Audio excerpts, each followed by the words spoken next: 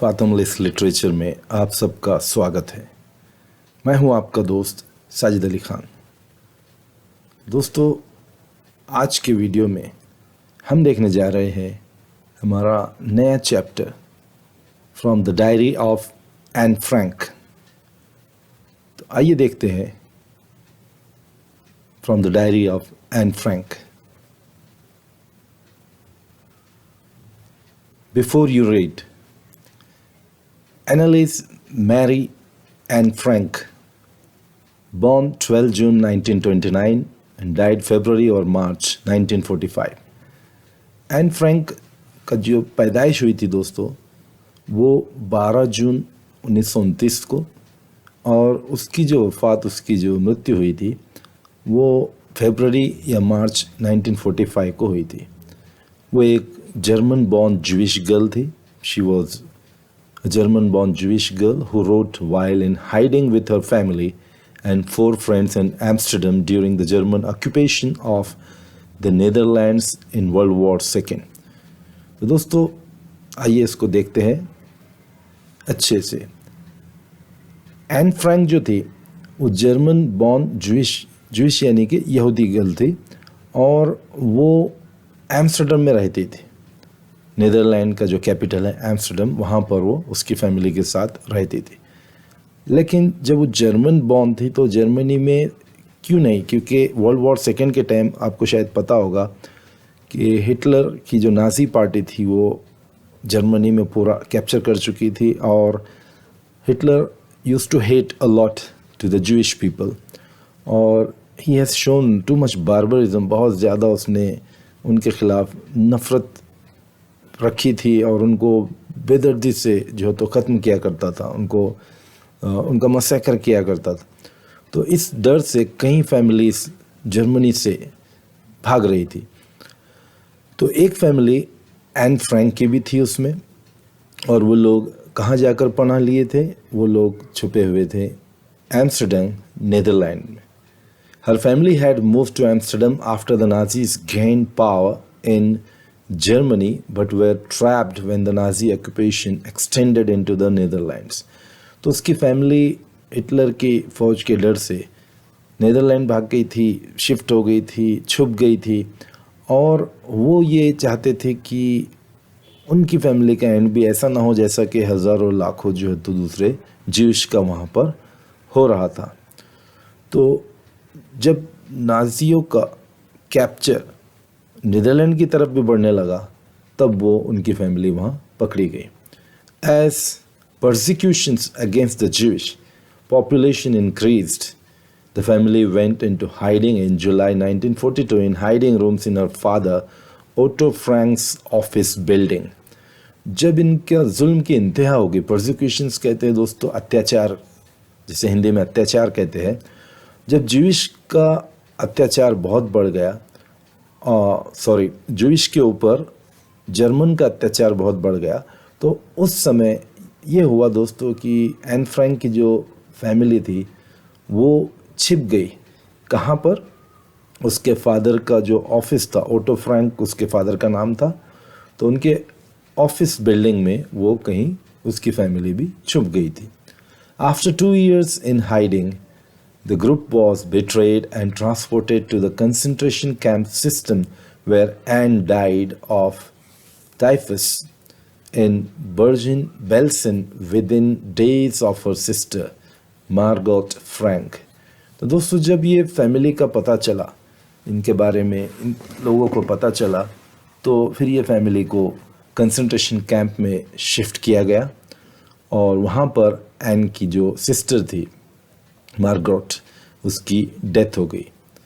Her father Otto, the only survivor of the group, return to Amsterdam after the war ended to find that her diary had been saved. तो Anne की भी वहाँ जो है तो बाद में डेथ होती है, लेकिन एन ने उससे पहले अपनी एक डायरी लिखी थी। तो जब उसके फादर जो ओनली सर्वाइवर थे इस पूरे फैमिली में से, सिर्फ एन के फादर जो कि ओटो फ्रैंक थे, वही बच पाए थे, और वो जब वापस आए तो उन्हें वो डायरी मिली जो एन ने लिखी थी। Convinced that it was a unique record, he took action to have it published in English under the name the diary of a young girl. तो उसके फादर को ये बात अच्छे से पता थी कि ये जो रिकॉर्ड, ये जो लिखा गया है, जो एन ने इस डायरी में लिखा है, ये एक यूनिक रिकॉर्ड है, एक मामूली चीज़ नहीं है। उस ज़माने की एक एक पल की बात उसने, उसका जो एक्सपीरियंस था वो उसने लिखा था दोस्तों। तो इस वजह से जब एन ने वहाँ पर अपना एक्सपीरियंस लिखा तो उस एक्सपीरियंस की वजह से वो डायरी पूरे वर्ल्ड के लिए एक सबूत का काम करने वाली थी। तो उसके फादर ने उसको पब्लिश करना चाहा और उसको इंग्लिश नेम में the diary of a young girl के नाम से पब्लिश किया। एक्चुअली वो डायरी डच लैंग्वेज में लिखी गई थी दोस्तों, वो इंग्लिश में लिखी नहीं गई थी, लेकिन बाद में पूरे वर्ल्ड में वो अलग अलग लैंग्वेजेस में उसको ट्रांसलेट किया गया और वो वर्ल्ड्स मोस्ट रेड बुक में शामिल है। यानी पूरी दुनिया में लाखों करोड़ों लोगों ने उसको पढ़ा है और आज भी पढ़ते हैं। The diary was given to Anne Frank for her 30th birthday and chronicles the events of her life from 12 June 1942 until its final entry of 1st August 1944। तो दोस्तों याद रखिए, एन का जन्म हुआ था 12 जून 1929 को, जैसे कि हमने स्टार्ट में देखा है स्टोरी में, 12 जून 1929। तो अब उसका बर्थडे भी 12 जून को ही आया। तो यहाँ पर उसके फादर ने ये डायरी उसे गिफ्ट में दी थी। ठीक है, अब ये गिफ्ट में डायरी जब एन को मिली तो एन ने उसमें लिखना शुरू किया और जो क्रॉनिकल्स कहते हैं, जो भी चीज़ें उस ज़माने में गुजरी उसके सामने, उसके लाइफ के बेस्ट इवेंट्स, वो सब उसमें रिकॉर्ड करती गई। कब तक? जब तक कि वो उसकी डेथ ना हो गई 1944। It was eventually translated from its original Dutch into many languages. और आखिरकार वो डायरी को डच में से कई लैंग्वेजेस में ट्रांसलेट किया गया and become one of the world's most widely read books. और दुनिया में सबसे ज़्यादा पढ़ी जाने वाली किताबों में से एक किताब बन गई। They have also been several films, television and theatrical productions and even an opera based on the diary. दोस्तों ये डायरी की जो मशहूर हुई, जो ये डायरी इतनी फेमस हुई, उसका एक इस बात से आप अंदाज़ा लगा सकते हो कि इस डायरी के ऊपर कई फिल्में बनाई गई, कई स्टोरीज़ के टेलीविज़न थिएटरिकल प्रोडक्शंस आए इस पे। और न सिर्फ ये बल्कि ओपेरा यानी कि ड्रामा, म्यूज़िकल ड्रामा भी इस पे बनाया गया। Described as the work of a mature and insightful mind, the diary provides an intimate examination of daily life under Nazi occupation। तो दोस्तों ये डायरी इतनी फेमस क्यों हुई? आखिर इसमें ऐसा क्या खास था? तो ये एक वर्क ऑफ मैच्योर माइंड था। यानी एन ने जब ये डायरी लिखी तो वो उसका माइंड पूरा डेवलप हो चुका था, मैच्योर हो चुका था और वो समझ पा रही थी कि उसके अतराफ, उसकी लाइफ में, उसके जीव्स के साथ क्या क्या अन्याय हो रहा है, उनके साथ जो है तो कैसा नाजी की फ़ौज और हिटलर की फ़ौज जो है तो क्या कर रही है। Anne Frank has become one of the most renowned and discussed of the Holocaust victims. तो दोस्तों ये बहुत बड़ा, जो बड़े पैमाने पे जब लोगों का कत्लेआम हुआ था तो उसमें से एन फ्रैंक भी एक वन ऑफ द विक्टिम थी, वो भी एक उसका शिकार हुई थी।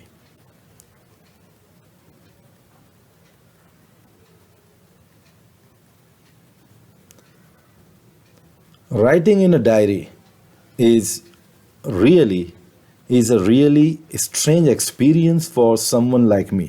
अब यहाँ एन फ्रैंक कह रही है कि डायरी को लिखना मेरे लिए कोई अजूबे से, एक बहुत बड़े ताज्जुब से कम नहीं था।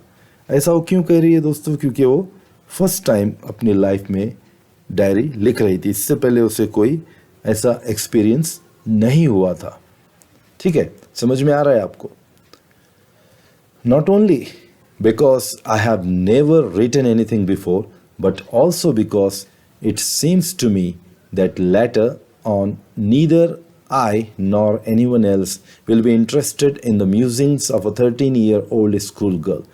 उसका रीज़न भी ये बता रही है दोस्तों कि वो इसलिए उसको ये डायरी लिखना बड़ा स्ट्रेंज लग रहा था क्योंकि वो ये सोचती थी उसका रीज़न कि सिर्फ इसलिए नहीं कि वो इससे पहले कभी नहीं लिखी थी, बल्कि उसका रीज़न एक ये भी वो मानती थी कि वो एक 13 ईयर गर्ल के आइडियाज़ को पढ़ने में ये वर्ल्ड इतना इंटरेस्ट नहीं दिखाएगा। उसका ऐसा मानना था कि इस दुनिया में आखिर लोग क्यों उसके ऊपर इतना चिंतन करेंगे, क्यों उसके ऊपर इतना डिस्कशन होगा और उसकी बातों को कोई सीरियस क्यों लेगा, ऐसे वो सोचती थी। ओह वेल इट डजेंट मैटर, लेकिन वो कहती है कि खैर कोई बात नहीं, लोग चाहे मेरी बात को सीरियस ले या ना ले, मुझे कोई फ़र्क नहीं पड़ता। I feel like writing and I have an even greater need to get all kinds of things off my chest। वो ये कह रही है कि ठीक है कोई बात नहीं, लोग अगर एक 13 साल की लड़की की बातों को सीरियस ना ले तो भी कोई बात नहीं, लेकिन मुझे लिखना अच्छा लगता है, मुझे लिखना है और मैं जो कुछ भी यहाँ घटित हो रहा है, जो कुछ भी even greater need to get all the things, वो बहुत मेरे लिए ज़रूरी है कि मैं अपने दिल को हल्का कर लूँ। To get the things off my chest का मतलब है दोस्तों के जितनी भी बातें उसके अंदर जो उसे खा रही है मन ही मन में, जो उसके उन लोगों के ऊपर जो अत्याचार हो रहा है, जुल्म हो रहा है, वो सब अपने अंदर की जो लावा उसका पक रहा है उसको वो बाहर निकाल के अपना दिल हल्का करना चाहती थी।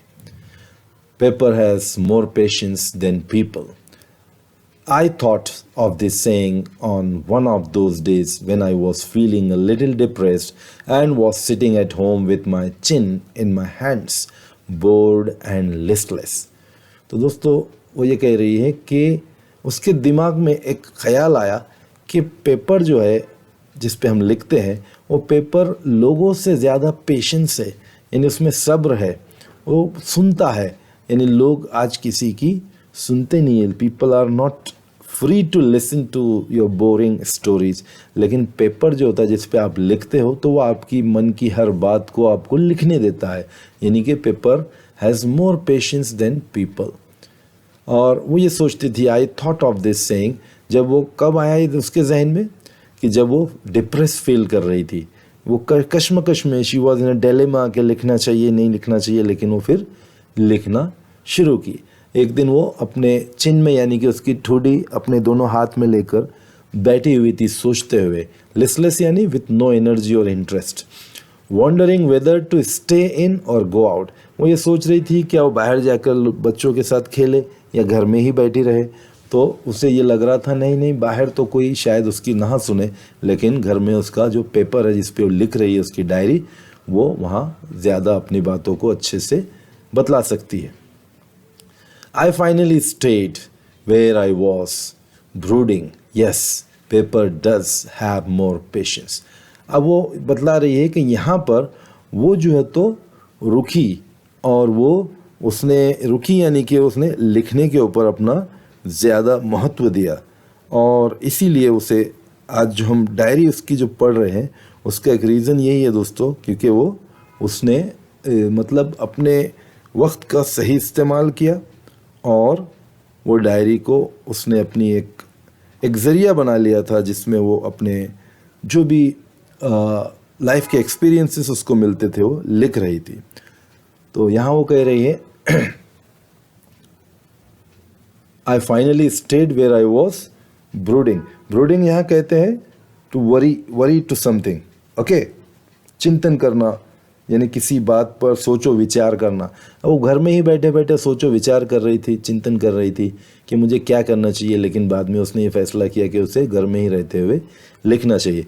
Yes, paper does have more patience and since I am not planning to let anyone else read this stiff back notebook grandly referred to as a diary, unless I should ever find a real friend, it probably won't make a bit of difference। वो ये कह रही है यहाँ पर दोस्तों कि उसने ये इरादा किया था कि ये वो डायरी तो लिखेगी लेकिन वो हर किसी को नहीं बतलाएगी, बल्कि वो अपने बेस्ट फ्रेंड को, जिसको वो समझती है कि वो शी कैन कन्फाइड विद, उसी को वो बतलाएगी अपनी राज की बात और वो उसमें लिखती रहेगी। Now I am back to the point that prompted me to keep a diary in the first place. I don't have a friend.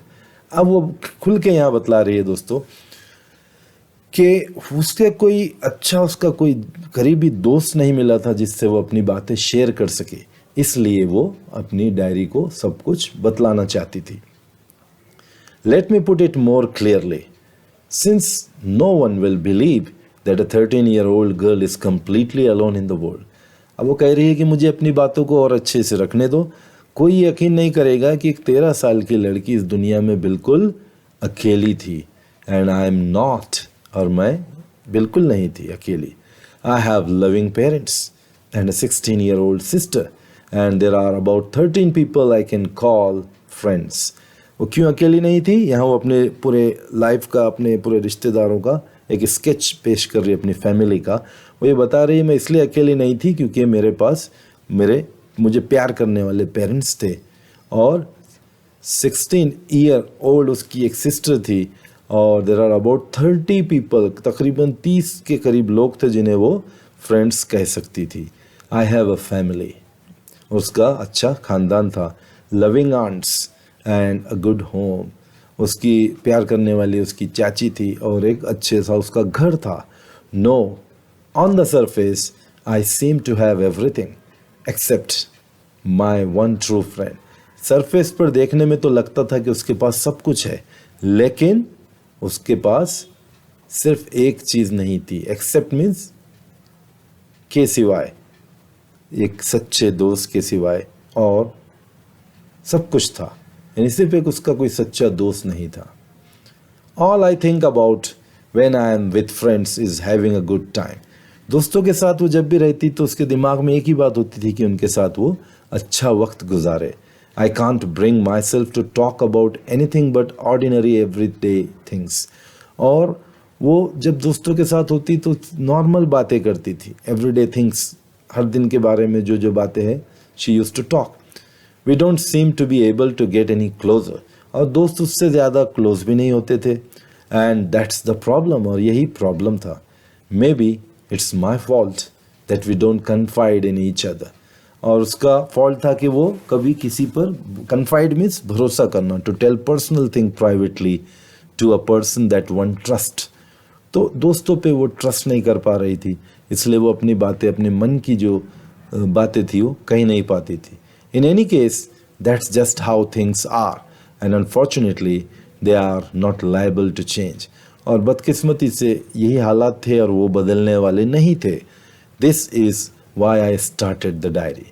इसलिए उसने अपने दोस्त की शक्ल में किसको बना लिया था उसने दोस्त? एक डायरी को. To enhance the image of this long-awaited friend in my imagination, I don't want to jot down the facts in this diary the way most people would do, but I want the diary to be my friend, and I am going to call this friend Kitty. वो ये कह रही है कि जब मैं इतना लंबे अरसे तक, लंबे समय तक मुझे कोई जिगरी दोस्त नहीं मिला, कोई पक्का मेरा फ्रेंड नहीं मिला, और फिर मुझे ये डायरी को ही मैंने अपना फ्रेंड बना लिया, तो अब मैं इस डायरी के साथ मेरा इमोशनल अटैचमेंट है.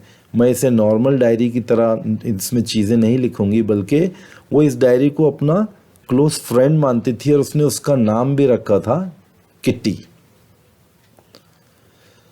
दोस्तों आइए साथ ही साथ कुछ क्वेश्चंस का यहाँ पर हम डिस्कशन करते चलते हैं ताकि हमें चैप्टर को आसानी से समझने में मदद मिले. First question is, what makes writing in a diary a strange experience for Anne Frank? तो दोस्तों यहाँ आप आंसर लिख सकते हो कि writing in a diary was a strange experience for Anne Frank as she never had a diary before. उसका एक रीज़न तो ये था कि उसके पास पहले कोई डायरी ही नहीं थी, इसलिए उसके लिए वो एक अजीब सा एक्सपीरियंस था. The one she was writing in was given to her as a gift on her 13th birthday. अब जो डायरी उसके पास आई थी तो वो कैसे आई थी? उसको एक बर्थडे गिफ्ट उसके फादर ने दिया था. Moreover, Anne Frank believed that later no one would be interested in reading the thoughts of a 13-year-old girl. लेकिन एन को ऐसे लगता था कि वो गिफ्ट तो मिल गया है फादर से, लेकिन अगर वो उसमें लिखेगी तो शायद ही दुनिया में लोग उसको इतना सीरियसली नहीं पढ़ेंगे. Okay, I hope you understood the question. Second question is why does Anne want to keep a diary. अब एन वो डायरी क्यों रखना चाहती थी? Anne believe that she does not have any close and true friends whom she can confide in. ये हमको पता है, हमने डिस्कस किया है कि उसको किसी पर भरोसा नहीं था. वो अपने मन की बात किसी से कहना नहीं चाहती थी, क्योंकि वो अपने दोस्तों को उस लेवल पे नहीं समझती थी कि वो उनसे अपनी बातें शेयर कर सके. Though she had friends, she was never able to truly open up about her feelings with them. दोस्त तो थे उसके पास, लेकिन वो कभी भी उनसे उतना क्लोज नहीं हो पाई, उनके साथ उतने अपने फीलिंग्स को शेयर नहीं कर पाई. So she decided to confide all her thoughts and innermost feelings to her diary instead. इसलिए उसने क्या डिसाइड किया था कि मुझे दोस्त तो मिले, लेकिन इतने इंटीमेट, इतने करीबी दोस्त नहीं मिले जिनसे मैं अपनी बातें, अपनी जो राज की बातें वो शेयर कर सकूं, मेरे फीलिंग्स को मैं अपने मन को हल्का कर सकूं. इसलिए उसने डायरी को ही अपना फ्रेंड बना लिया. Therefore she keep a diary. Okay, third question is why did Anne think she could confide more in her diary than in people. यानी ये क्वेश्चन पूछ रहा है दोस्तों कि उसे ऐसा क्यों लगता था कि वो डायरी के साथ ज़्यादा कंफर्टेबल है अपनी बातें शेयर करने में एज कंपेरेबल टू पीपल. तो उसका आंसर आप लिख सकते हो, and felt that paper had more patience than people to concentrate on her plight. Anne को इतना भरोसा था कि लोगों में उतना संयम, उतना क्या कहते हैं, सब्र नहीं था जितना कि पेपर में होता है. So it was easier for her to write down all types of thoughts which she had in her mind.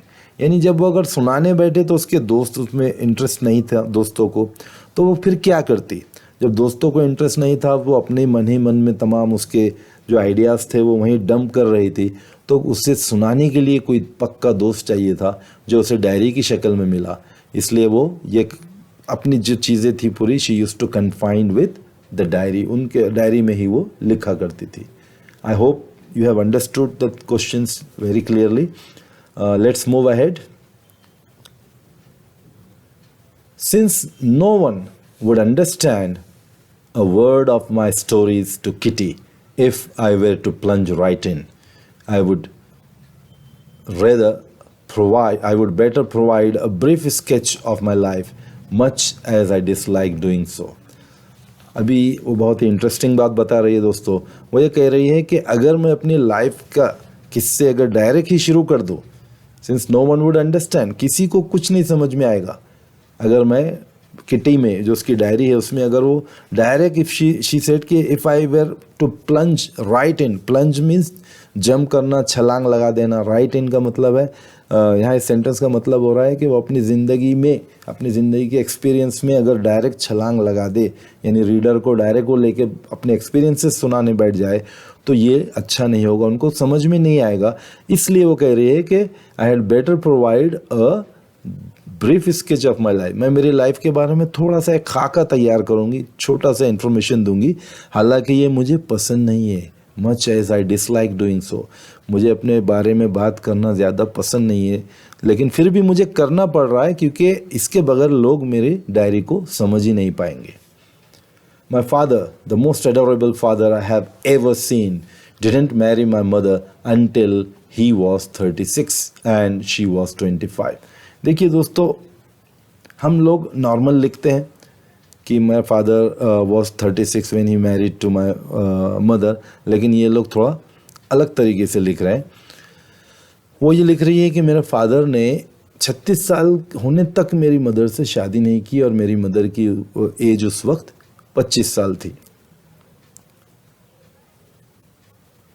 My sister Margot was born in Frankfurt in Germany in 1926. अब वो कह रही है कि उसकी जो बड़ी बहन थी मार्गरेट, वो कहाँ पैदा हुई थी? Frankfurt in Germany. फ्रैंकफर्ट एक सिटी का नाम है जर्मन में. 1926. आई वॉज बॉर्न ऑन 12 जून 1929. और 3 साल के बाद फिर ये ये पैदा हुई Anne. I lived in Frankfurt until I was 4, और 4 साल तक वो फ्रैंकफर्ट में यानी कि जर्मनी में ही रही। माई फादर एमिग्रेटेड टू हॉलैंड इन 1933, और 1933 में उसके फादर ने क्या किया, वो माइग्रेट हो गए, इमिग्रेट यानी वो शिफ्ट हो गए Holland. My mother Edith Hollander Frank, ये उसकी मदर का नाम था, एडिथ और Hollander Frank, went with him to Holland September, वो भी फादर के साथ सितंबर को हॉलैंड चली गई। While Margaret and I were sent to Aachen to stay with our grandmother. अब दोस्तों ये जो वर्ड है इसके 2 टाइप के प्रोनाउंसिएशन है। अगर आप इंग्लिश में इसको प्रोनाउंस करो तो वो आचिन है, लेकिन अगर ये जर्मन का वर्ड है दोस्तों, ये फ्रॉम जर्मन लैंग्वेज, अगर जर्मनी में इसको अगर आप जर्मन में अगर आप इसको प्रोनाउंस करोगे तो वो आहेन, आहेन।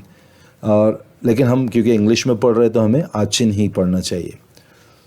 तो ये एक प्लेस का नाम था। While Margaret and I were sent to Aachen to stay with our grandmother, यानी इसकी बहन और ये ग्रैंड मदर के पास रह गए और वो उसकी मदर और उसके फादर के साथ चली गई। मार्गरेट वेंट टू हॉलैंड इन दिसंबर, और उसकी बहन फिर दिसंबर में गई वहाँ पर। एंड आई फॉलोड इन फरवरी, और ये फिर फरवरी में ये भी उसके फादर के पास चली गई। When I was plunked down on the table as a birthday present for Margaret, और ये जो है तो प्लंक डाउन कहते हैं, ये एक इनफॉर्मल वे है कहने का, put down in a casual way, कोई चीज़ को एकदम कैजुअली कहीं पटक देना, रख देना। तो ये जब छोटी थी तो ये उसके एज अ बर्थडे गिफ्ट की तरह वहाँ पर एक टेबल के पे इसको रख दिया गया था। I started right away at the Montessori nursery school, और ये वहाँ पे इसकी एजुकेशन शुरू हुई मॉन्टेसरी में। I stayed there until I was 6, 6 साल तक वो वहाँ पढ़ती रही। At which time I started in the first form, और ये आई वॉज 6 एट विच, जब ये 6 साल की थी तो ये वहाँ पर इसने फर्स्ट फॉर्म शुरू किया। In the 6th form my teacher was Mrs Kuperus, और ये जब 6th क्लास में गई तो उसकी टीचर थी मिसेस कोपेरस, द हेड मिस्ट्रेस, जो कि वहाँ की हेड मिस्ट्रेस भी थी। At the end of the year we were both in tears as we said a heartbreaking farewell, और जैसे ही साल ख़त्म हुआ और दोनों ने एक दूसरे को अलविदा कहा तो इनकी आंखों में आंसू थे, यानी कि वो इमोशनल उससे अटैच हो चुकी थी। एन बहुत ही सेंसिटिव लड़की थी, ये आपको याद रखना चाहिए। In the summer of 1941, Grandma fell ill and had to have an operation. So my birthday passed with little celebration. अब उसका बर्थडे जब आया तो उस समय उसकी ग्रैंड मदर बीमार हो गई थी और उसको ऑपरेशन करना पड़ा। इस वजह से जब घर में अगर कोई दुख की बात हो तो खुशी की बात को सेलिब्रेट नहीं किया जाता, उतने अच्छे से नहीं किया जाता। इसलिए यहाँ एन का बर्थडे बहुत ही लाइटली सेलिब्रेट किया गया, बिल्कुल नहीं के बराबर, little celebration. Grandma died in January 1942, तो जनवरी 1942 में उसकी ग्रैंडमा की डेथ हो गई। No one knows how often I think of her and still love her. अब वो कह रही है कि अब ये कोई नहीं जानता कि मैं उसको कितना याद करती हूँ और मैं उसको कितना मिस करती हूँ और कितना प्यार करती हूँ। इससे पता चलता है दोस्तों कि वो अपनी ग्रैंडमा से बहुत अटैच थी। आगे इस पे क्वेश्चन भी आने वाला है, याद रखिए। This birthday celebration in 1942 was intended to make up for the other, and grandma's candle was lit along with the rest. तो दोस्तों ये जो बर्थडे सेलिब्रेशन जो उसका बीच में छूट गया था, तो वो उसका जो आने वाला दूसरा बर्थडे था तो उसमें उसकी उन्होंने कसर पूरी की, और जो ग्रैंडमा की डेथ हो गई थी वो ग्रैंडमा का भी एक कैंडल वहाँ उन्होंने लिट रखा था, लाइट किया था उसको। The 4 of us are still doing well, and that brings me to the present date of 20th June 1942 and the solemn dedication of my diary. वो कह रही है कि हमारी फैमिली में ग्रैंडमा की तो डेथ हो गई, लेकिन हम जो बाकी के मेंबर थे वो सब अच्छे भले चंगे थे, और इसी वजह से आज जब वो लिख रही है डायरी, उस दिन कौन सी डेट है, 20th जून, 20 जून 1942 को, और वो बहुत ही अपना डेडिकेशन बता रही है, अपने आप को बहुत ही अच्छा समर्पित बता रही है कि वो डायरी से कि वो कितने अच्छे से लिखती थी। आइए कुछ oral comprehension questions again we shall discuss. तो first question is there, why does Anne provide a brief sketch of her life. अब दोस्तों ये हमने डिस्कशन के टाइम पर भी देखा कि एन जो है तो अपनी लाइफ का ब्रीफ स्केच क्यों बताना चाहती थी, वो डायरेक्ट अपनी लाइफ क्यों नहीं स्टार्ट कर रही थी डायरी में। तो उसका रीज़न ये था कि by providing the brief sketch of her life Anne wants to give an overview of her family, relatives and her age. अगर वो हमको उसका बैकग्राउंड नहीं बतलाती तो हम उसकी डायरी को समझ भी नहीं पाते, ये ऑलरेडी उसने बताया है। इसलिए वो अपनी लाइफ का स्केच उसने बताया, हालांकि वो उसको पसंद नहीं था, उसने ये भी बतलाया था कि वो मुझे पसंद नहीं। This helps the reader to develop a connection with the author. तो ये बहुत ही इंपॉर्टेंट पॉइंट है दोस्तों। अक्सर ये होता है कि हम कोई प्रोज या पोएम पढ़ते हैं और अगर हमने उस राइटर को या उस पोएट की लाइफ के बारे में नहीं पढ़ा तो हमको उसका उतना अच्छे से मज़ा नहीं आएगा दोस्तों, क्योंकि जब तक हम राइटर के बारे में नहीं पढ़ेंगे और उस हालात के, उस सर्कमस्टेंसेस को नहीं जानेंगे जिनकी वजह से राइटर ने वो लिखा है, तो आई डोंट थिंक कि हम लिटरेचर को उतना अच्छे से इंजॉय कर पाएंगे। तो यहाँ एन फ्रैंक ने इसीलिए अपनी लाइफ का स्केच दी ताकि लोग उसको रिलेट कर सके, अच्छे से समझ सके उसकी डायरी के इवेंट्स को। Second question is, what tells you that N loved her grandmother. अब ये कौन सी चीज़ से हमें पता चलता है कि एन उसकी ग्रैंड मदर को बहुत ज़्यादा प्यार करती थी। जस्ट नाउ हमने देखा है Anne writes about her grandmother in her diary. उसने क्या लिखा था डायरी में उसके बारे में, no one knows how often I think of her and still love her. ये डायलॉग आपको याद होना चाहिए कि कोई नहीं जानता कि मैं मेरी ग्रैंड मदर को कितना मिस करती हूँ, उसके बारे में हमेशा सोचती हूँ और उसे कितना प्यार करती हूँ। This gives us a deep inside into the feeling of love she had for her grand mother. इस लाइन से हमें उसका एक पता चलता है कि वो अपनी ग्रैंड मदर से कितना अटैच थी। On her 30th birthday, by lighting up one candle for grandmother, she shows her love for her. ये भी हमने देखा है कि उसके नेक्स्ट बर्थडे पे उसने ग्रैंड मदर के लिए, हालांकि ग्रैंड मदर की डेथ हो चुकी थी, लेकिन उसके लिए एक कैंडल उसने लाइट की थी अपने बर्थडे केक पर। तो ये सब चीज़ें हमें बताती है कि she loved her grand mother too much. तो अब हम रियल उसकी डायरी का जो एक्सेप्ट है, जो एकदम रियल डायरी का एक्सट्रैक्ट है, वो पढ़ने जा रहे हैं। ठीक है दोस्तों, सैटरडे 20 जून 1942 उसने जब लिखा, वो सैटरडे का दिन था, 20 जून 1942। डियरेस्ट किटी, ये किटी वो अपनी डायरी का नाम रखा था उसने और उसे कह रही है डियरेस्ट किटी। और entire class is quaking in its boot. So quake in its boot का मतलब होता है shaking with fear and nervousness, यानी कि मेरी पूरी क्लास बहुत ही नर्वस थी, कांप रही थी।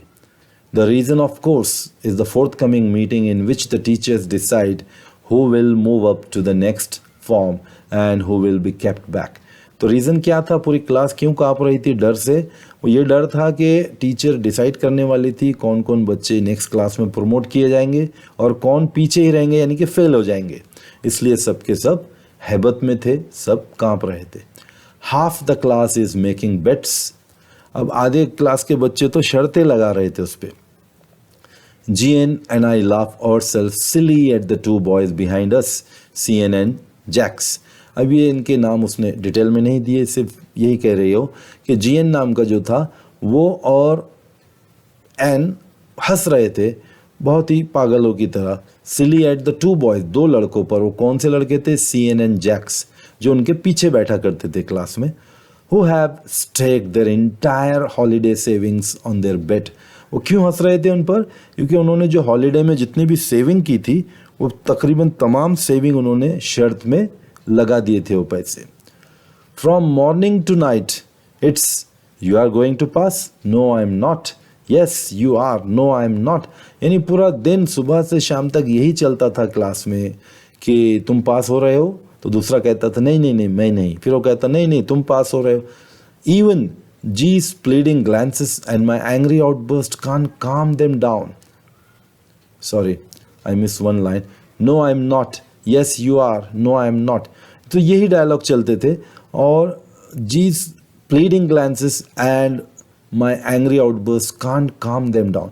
वो गुस्से से उसकी जो फ्रेंड देखती थी उन दोनों को, तब भी वो खामोश नहीं हो रहे थे। और ये गुस्से से जब ये आउटबस्ट होता था, इसका गुस्सा ये बहुत ही अनकंट्रोलेबल थी गुस्से में, तब भी वो खामोश नहीं होते थे। उन पे चिल्लाती थी, अब खामोश बैठ जाओ, बहुत हो गया, बहुत बकवास हो गई, अब खामोश बैठ जाओ। If you ask me, there are so many dummies that about a quarter of the class should be kept back. वो कह रही है एन के, अगर मुझसे पूछा जाए तो इतने डमी से, इतने बेवकूफ़ है, इतने इडियट्स है कि आधे से ज़्यादा क्लास को तो पीछे ही रख देना चाहिए, अगली क्लास में डालना ही नहीं चाहिए। But teachers are the most unpredictable creature on earth. वो कह रही है लेकिन टीचर्स जो है तो ऐसे क्रिएचर है, ऐसा एक गॉड का बनाया हुआ एक वो है, क्रिएचर है जिसको तुम प्रिडिक्ट ही नहीं कर सकते कि वो क्या करेगा। आई am not so worried about my girl friends and my self. वो कह रही है कि मैं, मेरे जो गर्लफ्रेंड्स जो दोस्त है उनके बारे में ज़्यादा मुझे फ़िक्र नहीं थी।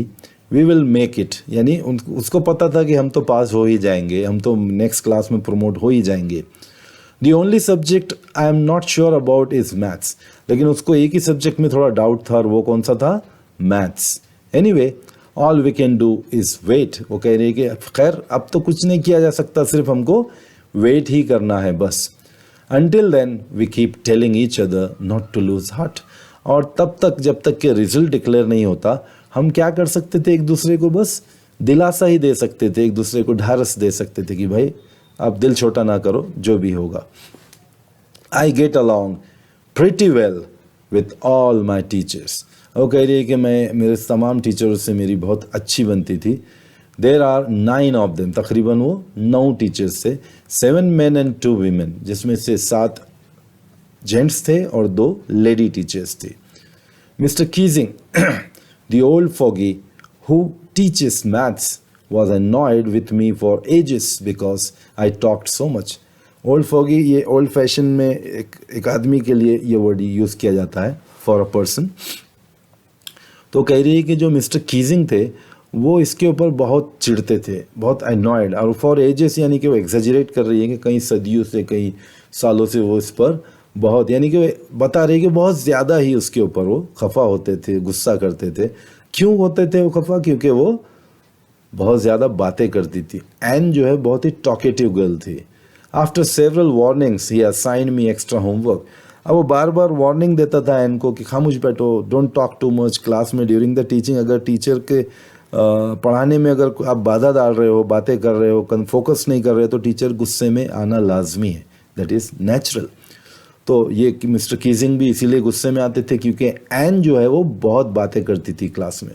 और सज़ा के तौर पे उन्होंने क्या शुरू किया? एन को एक्स्ट्रा होमवर्क देना शुरू किया। आफ्टर सेवरल वार्निंग, पहले वार्निंग दी और बाद में एक्स्ट्रा होमवर्क देना शुरू किया। An essay on the subject a chatter box. तो उन्होंने क्या कहा एन से लिखने के लिए? एक एसे लिखो चैटर बॉक्स पे, यानी बातूनी लोगों पर। A chatterbox, what can you write about that? अब एन बोल रही ये कैसा टॉपिक है, इस पे आप क्या लिख सकते हो? I would worry about that letter, I decided. फिर उसने बोला चलो बाद में देखते हैं, अभी क्या टेंशन लेना। I jotted down the title in my notebook, tucked it in my bag and tried to keep quiet. उसने, वो जो सर ने उसे कहा लिखने के लिए चैटर बॉक्स, टाइटल लिख दिया और अच्छे से वो बैग में रख दिया उसका पेपर, और बोली कि चलो अभी हम खामोश बैठते हैं, बाद में देख लेंगे इस पे क्या लिखना है। यानी उसने उस बात का टेंशन नहीं लिया। That evening, after I had finished the rest of my homework, the note about the essay caught my eye। अब उस रात जब उसने दूसरे कामों से उसको फुर्सत मिल गई तो वो एसे लिखने के ऊपर उसकी नज़र पड़ी। I began thinking about the subject while chewing the tip of my fountain pen। वो फाउंटेन पेन की टिप अपने दांतों में दबाने लगी, चबाने लगी, और अचानक वो सोच में पड़ गई, गहरी सोच में, उस सब्जेक्ट के बारे में। Anyone could ramble on and leave big spaces between the words, but the trick was to come up with convincing arguments to prove the necessity of talking।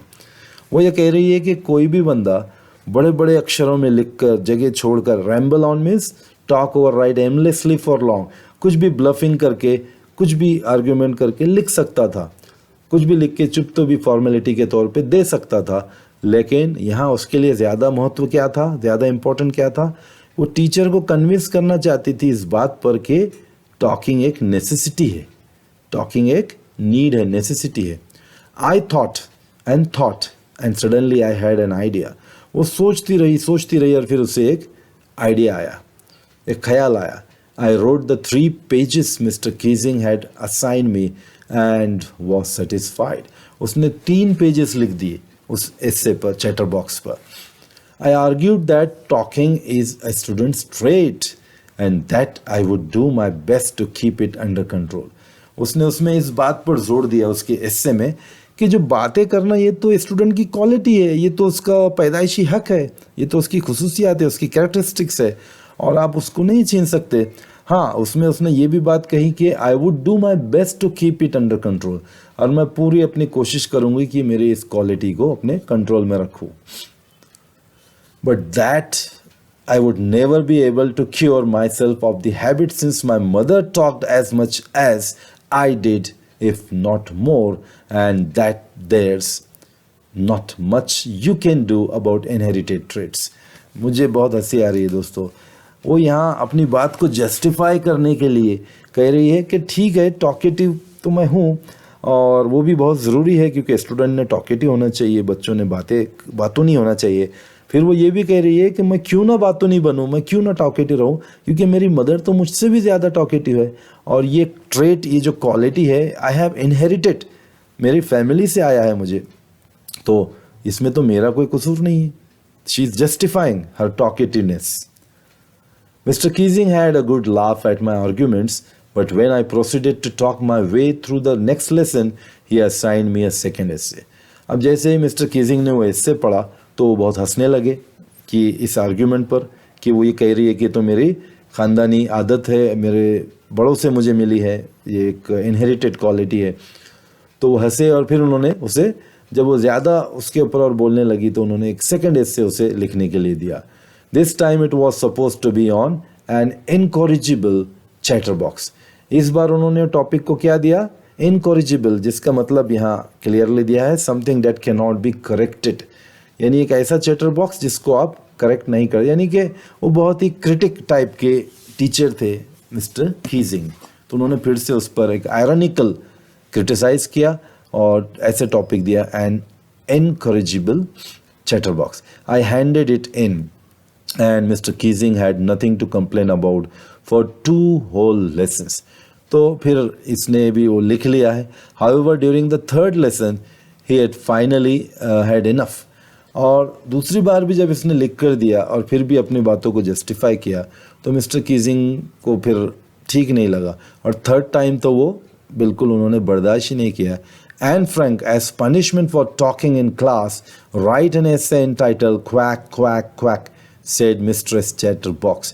Next जो इससे उन्होंने उसे लिखने के लिए दिया वो बहुत ही गुस्से में उन्होंने वो कहा कि एन, आप फिर भी नहीं सुधर रही हो, आपने अपनी आदत को नहीं चेंज किया है, तो आप एक काम कीजिए, अब आप इससे लिखोगे quack quack quack said mistress chatterbox. तो उन्होंने ये टॉपिक को एक बहुत ही आयरनिकल शेप दे दिया। द क्लास रोड, और पूरी क्लास जोर से हंसी के ठाटे मार कर हंसने लगी। I had to laugh too, और एन ने कहा कि मुझे बुरा नहीं लगा, मैं भी उसमें हंसी में शामिल हो गई। दो I had nearly exhausted my इंजीनिटी on the topic of chatter boxes. वो कह रही है कि हालांकि मैं अपनी जो ओरिजिनलिटी थी, मेरे जितना वोकेबलरी, मेरे आइडियाज़ और जितने भी ख्यालात मुझे जो भी कुछ भी आ सकते थे चैटर बॉक्स टॉपिक पे, मैं पूरे ख़त्म कर चुकी थी, फिर भी मुझे लिखने के लिए वो दिया गया। It was time to come up with something else, और अब वक्त आ चुका था मुझे कुछ और करना था, समथिंग ओरिजिनल, और कुछ इससे हट कर कुछ original. My friend Saini, who is good at poetry, offered to help me write the essay from beginning to end in verse, and I jumped for joy.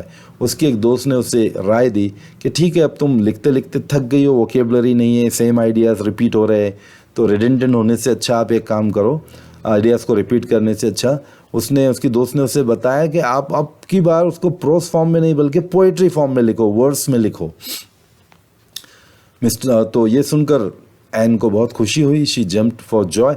Mr. Keesing was trying to play a joke on me with this ridiculous subject, but I would make sure the joke was on him.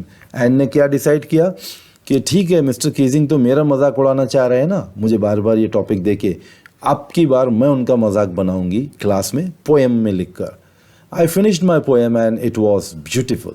अब उसने अपनी poem complete की और वो बहुत ही सुंदर थी। It was about a mother duck and a father swan with 3 baby ducklings who were bitten to death by the father because they quacked too much. इसमें उसने क्या लिखा था दोस्तों, बहुत ही फनी स्टोरी में उसने पोएम लिखी थी कि एक फैमिली है, mother duck and father swan, और फादर स्वैन ने डकलिंग्स को, छोटे बच्चों को मारते इतना मारा कि वो मर गए, तीनों को मार दिया जान से। क्यों? क्योंकि वो ज़्यादा क्वैक क्वैक यानी कि बातें बहुत करते थे। Luckily mister Keesing took the joke the right way. He read the poem to the class, adding his own comments and to several other classes as well. अब ये पोएम उनको इतनी पसंद आई मिस्टर कीजिंग को कि उन्होंने उसको जोक में नहीं लिया बल्कि सीरियसली लेकर उस पर कॉमेंट भी किया और पूरी क्लास को भी उन्होंने सुनाया। Took the joke the right way, उन्होंने उसको बहुत ही अच्छे से लिया। Since then, I have been allowed to talk and haven't been assigned any extra homework. अब मिस्टर कीजिंग की सोच जो है एन को लेकर पूरी चेंज हो चुकी थी, तो उन्होंने एन को अब एक्स्ट्रा होमवर्क भी नहीं दिया और बातों से भी नहीं रोकते थे। ऑन द कॉन्ट्ररी, अब इसके विपरीत क्या हुआ, mister Keesing's always making jokes these days. अब वो एन के ऊपर अक्सर जोक करने लगे। आइए दोस्तों चलते हैं ओरल कॉम्प्रिहेंशन चेक की तरफ। Why was Mr. Keesing annoyed with Anne? What did he ask her to do? अभी हमने देखा है दोस्तों मिस्टर कीजिंग एन के ऊपर क्यों खफा हुए थे और वो उसे क्या करने के लिए उन्होंने कहा था। तो ये बहुत ही आसान है दोस्तों, जस्ट हमने डिस्कस किया है। Keesing was annoyed with Anne because she was very talkative girl, और as a punishment he punished her by giving extra homework. He asked her to write essays and the topics were already related to her nature, talkative nature. वो उसका मजाक उड़ाने के लिए class में ऐसे topic उसको दिया करते थे ताकि वो पनिशमेंट के तौर पे उसके डर से वो बातें कम किया करे। How did Anne justify her being a chatterbox in her essay? Very important question है दोस्तों। उसने अपनी टॉकेटिव हैबिट को कैसे जस्टिफाई किया? Anne justified her being a chatterbox in her essay by explaining that it was due to her mother. Anne ने ये कहा कि ये मेरी गलती नहीं है, ये तो मेरी माँ मुझसे ज़्यादा बातें करती थी, है ना? Who was also very talkative and nobody could do anything about their inherited traits. उन्हें क्लियर जवाब दे दिया था मिस्टर कीजिंग को कि इसमें मेरा कोई फॉल्ट नहीं है, ये तो मुझे इनहेरिटेड, ये एक विरसे में मिली है, मुझे मेरे बड़ों से, बाप दादा से मिली है, मेरी माँ से ये क्वालिटी मुझ में आई है, तो that is not my fault.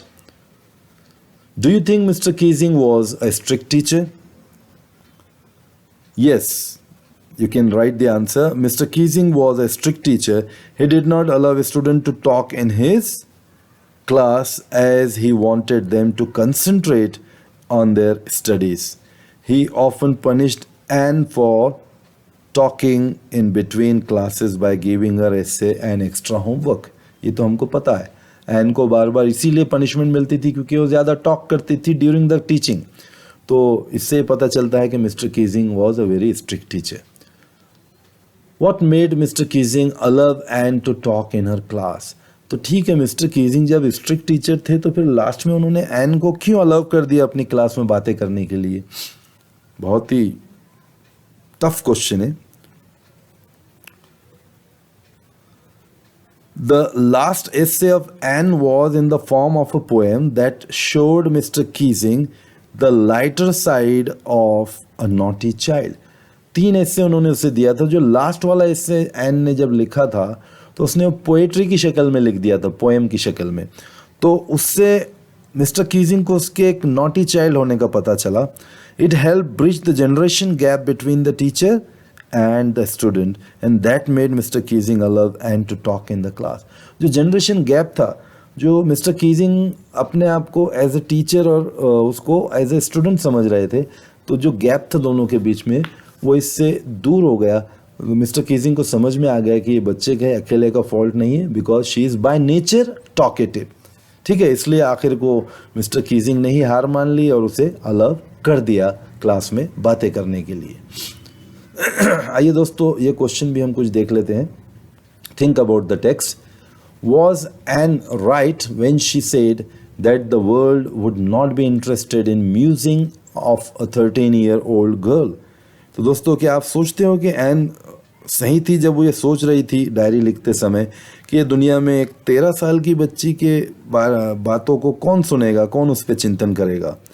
तो बिल्कुल भी नहीं दोस्तों, वो बिल्कुल रॉन्ग थी। क्यों?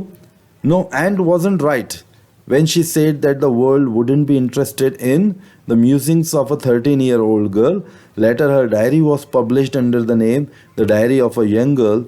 It was translated from its original Dutch into many languages and it became one of the world's most read books. तो दोस्तों, ये इस बात का सबूत है कि एन ने जो कहा था कि एक 13 साल की बच्ची की बातों को कौन सुनेगा, ये बिल्कुल गलत था। उसका जो सोच थी बिल्कुल गलत थी, क्योंकि आज पूरी दुनिया में मिलियंस ऑफ पीपल ने उसको सुना और आज भी उसको पढ़ते हैं लोग। वो डायरी दुनिया की मोस्ट वाइडली रेड बुक में आती है आज भी। I hope you understood. Next question है, there are some examples of diary or journal entries in the before you read section. Compare this with what Anne writes in her diary. What language was the diary originally written in? In what way is Anne's diary different? तो ये 3 अलग अलग question किए गए दोस्तों इसमें। तो आइए हम देखते हैं इसको।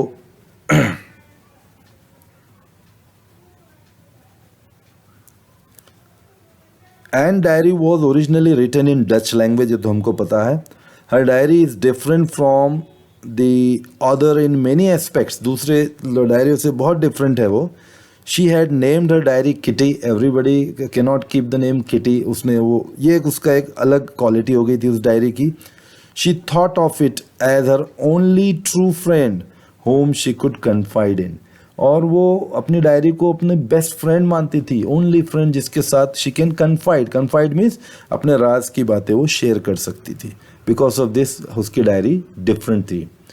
Next question is, why does Anne need to give a brief sketch about her family? Does she treat Kitty as an insider और एन आउटसाइडर? तो दोस्तों आइए चलते हैं इस क्वेश्चन के आंसर्स की तरफ।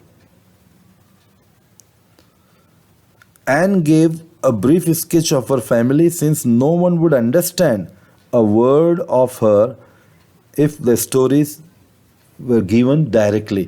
ये हमको पता है दोस्तों, अगर ये उसने खुद माना था इस बात को कि अगर वो डायरेक्टली अपनी लाइफ की स्टोरी में चली जाएगी, उसके इवेंट्स बताएंगी तो कोई भी नहीं समझेगा।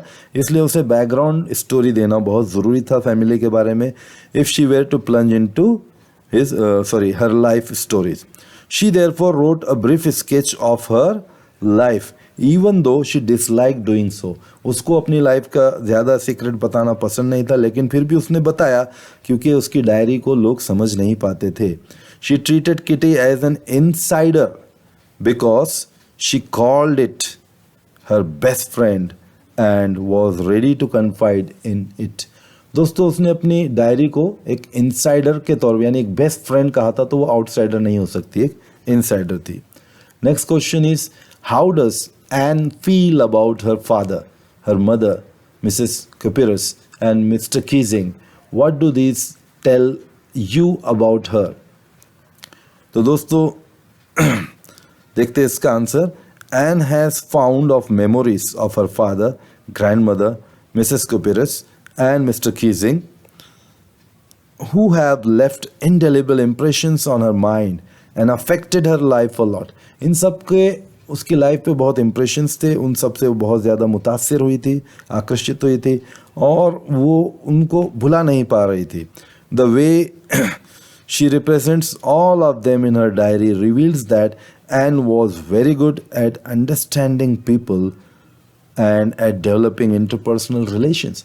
एन जो है तो बहुत ही लोगों के अंदर मिंगल होने में, मिक्स होने में बहुत माहिर थी। वो जल्दी से एडजस्ट हो जाती थी और लोगों के साथ बहुत अच्छे से व्यवहार था उसका। What does Anne write in her first essay? अपने फर्स्ट एसे में उसने जो तो क्या लिखा था दोस्तों, तो in her first essay titled a chatterbox and wanted to come up with convincing arguments to prove the necessity of talking. वो अपने प्रोफेसर को, अपने लेक्चरर को ये बताना चाहती थी कि टॉकिंग करना ज़रूरी है, वो आप उसको रोक नहीं सकते। She begin thinking about the subject. पहले तो वो सब्जेक्ट के बारे में सोच रही थी लिखते समय। She wrote 3 pages and was satisfied. 3 page लिख के वो मुतमईन हो चुकी थी, संतुष्ट हो चुकी थी। She argued that talking was a student's trait and that she would do her best to keep it under control. उसने अपने सर को, टीचर को ये भी कहा था कि ये स्टूडेंट की क्वालिटी होती है, ये उनकी इनर ट्रेट है, इसको आप उससे अलग नहीं कर सकते। ठीक है, ये उसकी खुसूसियात है, उसकी एक विशिष्ट है। और उसने ये वादा भी किया था कि वो उसे कंट्रोल में करने की कोशिश करेंगी। Anne says teachers are most unpredictable. Is Mr Keesing unpredictable? How?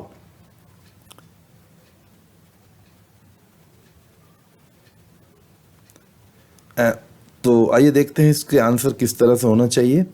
Anne took perfect example of Mr. Keesing as an unpredictable teacher because Mr. Keesing seemed to be indifferent towards Anne's behavior. Earlier, he laughed, but later, he allowed Anne to talk in the class.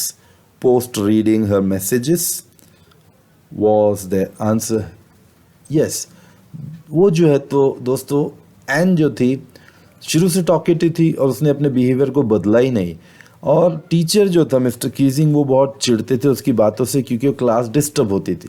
लेकिन वो उसने जो कहा teacher unpredictable होते हैं, तो उसका मतलब ये नहीं कि सिर्फ वो एग्ज़ाम के रिजल्ट के बारे में ही उसे टीचरों को अनप्रेडिक्टेबल कह रही, बल्कि वो मिस्टर कीजिंग के कॉन्टेक्स्ट में ये कह रही थी कि वो अनप्रेडिक्टेबल है, क्योंकि मिस्टर कीजिंग का बिहेवियर भी लास्ट में चेंज हो चुका था, क्योंकि वो उन्हें स्ट्रिक्ट टीचर मानती थी और लास्ट में वो भी उसके लिए सॉफ्ट हार्टेड बन चुके थे।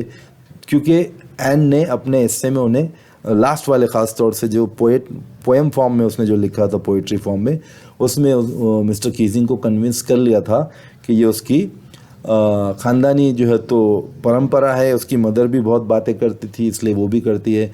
तो यहाँ आने के बाद मिस्टर कीजिंग का जो आउटलुक था एन को लेकर वो बदल चुका था, इसलिए वो अनप्रेडिक्टेबल जो उसने कहा वो राइट था। Next is what do this statement tell you about Anne Frank as a person. तो आइए देखते हैं वन बाय वन ये स्टेटमेंट जो है तो क्या बतला रहा है एन फ्रैंक के बारे में as a person. Now the first thing, we don't seem to be able to get any closer and that's the problem. Maybe it's my fault that we don't confide in each other. तो इस statement से हमें क्या समझ में आता है दोस्तों? हमें ये समझ में आता है कि these lines show that Anne had no true friend whom she could confide in. उसे कोई सच्चा दोस्त नहीं मिला था जिसके साथ वो अपनी मन की बातें कर सकती थी। She even put the blame on herself that the fault might be hers. क्योंकि वो मिक्स नहीं मतलब लोगों में जल्दी भरोसा नहीं करती थी वो अपने मन की बात किससे शेयर करे। तो ये बात इससे समझ में आती है। हाँ, second is I don't want to jot down the facts in this diary the way most people would, but I want the diary to be my friend. तो इसका मतलब ये हो सकता है दोस्तों, this line shows that Anne really considered her diary as a friend whom she could trust and narrate all her stories to. वो उसे सिर्फ एक पेपर का टुकड़ा, एक डायरी, एक बुक नहीं समझती थी, वो अपना फ्रेंड समझती थी जिससे वो अपने हर बात, हर जज्बात को शेयर करना चाहती थी। She did not want just a diary in which she could write down the facts like others did. जैसे कॉमन लोग लिखते हैं, फैक्ट लिखते हैं, वो सिर्फ उसको एक डायरी नहीं समझती थी। She considered it as her friend and named her Kitty, इसीलिए उसने उसका नाम भी दिया था Kitty. Now the third statement, Margaret went to Holland in December and I followed in February when I was plunge down on the table as a birthday present for Margaret. तो इस sentence से हमें क्या idea आता है दोस्तों? तो we can find it, this statement shows that Anne was a fun-loving person. She was witty and knew how to present things in a funny way. वो सिचुएशन को बहुत अच्छे से हैंडल करती थी। She narrated this incident with a lot of fun. उसकी sister गई और इतने मतलब लाइफ में तकलीफ़ें आ रही थी, फिर भी वो, उनके ट्रैवलिंग हो रही थी, इमिग्रेशन हो रहे थे, फिर भी वो उसको फन में ले रही थी। The use of plunged down shows her sense of humour. Anne को सेंस ऑफ ह्यूमर भी था, इसलिए वो प्लंग डाउन का वर्ड उसने यूज़ किया था।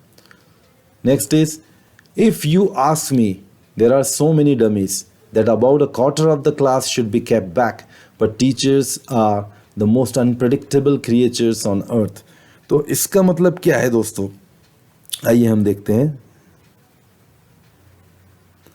This statement shows that she had an opinion on everything, यानी हर एक के बारे में उसका ओपिनियन हुआ करता था। सिर्फ क्लास के बच्चे नहीं बल्कि उसके अतराफ के लोग, उसके टीचर, हर एक के बारे में। She thought that a quarter of her class was full of dummies, यानी अपने पूरे क्लासमेट के बारे में भी वो सोचती थी कि सब बेवकूफ़ है, मूर्ख है। signifying that she herself was intelligent enough to make it to the next class। और वो ये मानती थी कि वो बहुत होशियार है और उसे नेक्स्ट क्लास में जाने से रोकना नहीं चाहिए। she thought of teachers as the most unpredictable creature on earth because nobody could say which student would fail and which student would be passed on the next class, on to the next class. तो ये कोई बता ही नहीं सकता था guarantee के साथ कि कौन नेक्स्ट क्लास में जाएगा और कौन उसी क्लास में रह जाएगा, इसलिए उसने इसे अनप्रेडिक्टेबल कहा टीचरों को। Okay, anyone could ramble on and leave big spaces between the words, but the trick was to come up with convincing arguments to provide the necessity of talking. तो दोस्तों इसका मतलब यहाँ पे ये हो रहा है, इससे हमें ये पता चल रहा है, this statement shows that Anne knew a lot about writing. She was given the task of writing an essay as a punishment. ये तो हमें पता है, उसको सज़ा के तौर पे एसे राइटिंग मिला था और उसे राइटिंग के बारे में बहुत पता था, क्योंकि इसीलिए तो कह रही थी कि हम कैसे भी लिख के, अपना बड़े बड़े अक्षर लिख के, बड़ी बड़ी स्पेस छोड़ के हम लिख सकते थे। She took it with full vigour, लेकिन उसने अपने पूरी ताकत के साथ, पूरे इंटरेस्ट के साथ उसको लिखा। She did not want to write it like others, जैसे लोग एकदम कैजुअली लाइट लेके लिख देते, वो वैसा नहीं करना चाह रही थी। Who merrily left big spaces between the words, जो बड़े बड़े अक्षर बीच में बड़ी बड़ी जगह छोड़ के जो कॉमन लोग लिखते थे, वो वैसा नहीं करना चाहती थी। To make the essay look voluminous, यानी बहुत बड़ा दिखना, इतने पेजेस लिखी, वो वैसा नहीं करना चाहती थी। She knew that the trick was to come up with a convincing argument to prove the necessity of talking। उसका मकसद ये था कि इसी, जैसे ये पनिशमेंट मिला, इसी पनिशमेंट के ज़रिए ही वो टीचर को कन्विंस कर देगी कि टॉकिंग एक नेसेसिटी है, ये एक फन फेयर चीज़ नहीं है, हंसी की या इन्जॉयमेंट की चीज़ नहीं, बल्कि एक नेसेसिटी है। She was different in her approach from everybody else, और इसीलिए तो उसने उसको कन्विंस कर पाया, अपने टीचर को। मिस्टर कीजिंग का एटीट्यूड, मिस्टर कीजिंग उसको बदलना चाहते थे, लेकिन लास्ट में एन ने अपने टीचर के एटीट्यूड को ही बदल दिया, और इसीलिए मिस्टर कीजिंग ने लास्ट में ये एक्सेप्ट कर लिया कि ये उसके टॉकेटिवनेस जो है उसकी एक इनहेरिटेड क्वालिटी है और उसको आप बिल्कुल दबा नहीं सकते। तो दोस्तों, with this we came to the end of this chapter. I hope you enjoyed it a lot, और मैंने एक एक क्वेश्चन को बहुत बारीकी में इसमें डिस्कस किया है, और मुझे इतना ज़रूर यकीन है दोस्तों कि ये वीडियो आप पूरा अगर देख लोगे तो आपको इसके बाद में बुक को हाथ लगाने की भी आवश्यकता नहीं पड़ेगी। तो सिर्फ एक रिक्वेस्ट है कि मेरे वीडियोस को शेयर कीजिए, चैनल को सब्सक्राइब कीजिए अगर आपको मेरे लेक्चर्स अच्छे लगते हैं, और अगर कोई इसमें प्रॉब्लम आती है तो मुझे डेफिनेटली मैसेज में डालिए, और अपने बातों को मुझे ज़रूर शेयर कीजिए कि आपको ये मेरे लेक्चर्स कैसे लग रहे हैं। अगर कोई क्रिटिक है तो यू आर मोस्ट वेलकम, मैं और उसमें इम्प्रूवमेंट करने की कोशिश करूँगा। I am ईगरली waiting for your peoples opinion. ज़रूरी नहीं है कि हर कोई तारीफ़ ही करे, और मैं तो ये चाहता हूँ कि कोई भी मुझे बतलाए कि एक्चुअल और इससे अगर अच्छा हो सकता है, तो definitely I am ready to get your advice, your suggestions, you are always welcome। मिलता हूँ फिर अगले वीडियो में एक नए टॉपिक के साथ. Till then take care, bye bye and God bless you all.